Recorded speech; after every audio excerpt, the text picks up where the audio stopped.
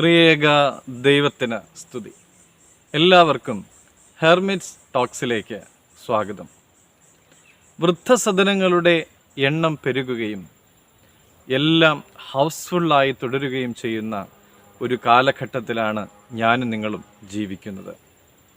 ഇതുപോലുള്ള ഒരു വൃദ്ധസദനത്തിൽ വെച്ച് മരിച്ച തൻ്റെ പിതാവിൻ്റെ വസ്തുവകകൾ സ്വീകരിക്കുവാനായി അവിടേക്ക് ചെന്ന മകന് ലഭിച്ചത് 2 ചെറിയ പെട്ടികൾ മാത്രമാണ്. ജീവിതത്തിൽ സന്തോഷത്തോടെ ആയിരിക്കുവാനായിട്ട് വസ്തുവകകൾ ആവശ്യമില്ല എന്ന് ഇത് ഈ മകനെ പഠിപ്പിച്ചു. പെട്ടിയിൽ ഒതുങ്ങാത്ത മറ്റൊരു സ്വത്തായിരുന്നു അദ്ദേഹത്തിൻ്റെ സന്തോഷത്തിൻ്റെ കാരണം. തൻ്റെ വീണ്ടെടുപ്പുകാരനായ ക്രിസ്തുവിലുള്ള കുലുങ്ങാത്ത വിശ്വാസം. വിശുദ്ധ മത്തായി 6-ാം അധ്യായം 20-ാമത്തെ തിരുവചനം, സ്വർഗത്തിൽ നിക്ഷേപം സ്വരൂപിക്കുവിൻ എന്ന് കർത്താവ് നമ്മെ പ്രേരിപ്പിക്കുന്നു.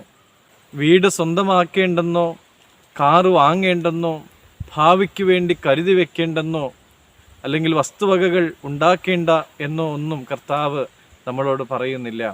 എന്നാൽ നമ്മുടെ ഹൃദയത്തിൻ്റെ നിക്ഷേപത്തെ പരിശോധിക്കേണ്ടതുണ്ട് എന്ന് കർത്താവ് നമ്മെ ഓർമ്മപ്പെടുത്തുകയാണ്.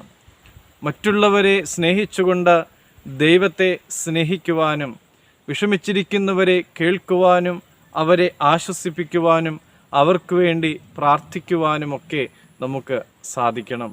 നാം എന്ത് വിലമതിക്കുന്നു എന്നുള്ളത് നാം എങ്ങനെ ജീവിക്കുന്നു എന്നതിൽ പ്രതിഫലിക്കുന്നു. പ്രിയമുള്ളവരെ, നമ്മുടെ മാതാപിതാക്കളെ ഏറ്റവും വലിയ സ്വത്തായി കണ്ട് അവരെ സ്നേഹിക്കുവാനും ആദരിക്കുവാനുമൊക്കെ സാധിക്കട്ടെ. ദൈവം അനുഗ്രഹിക്കട്ടെ.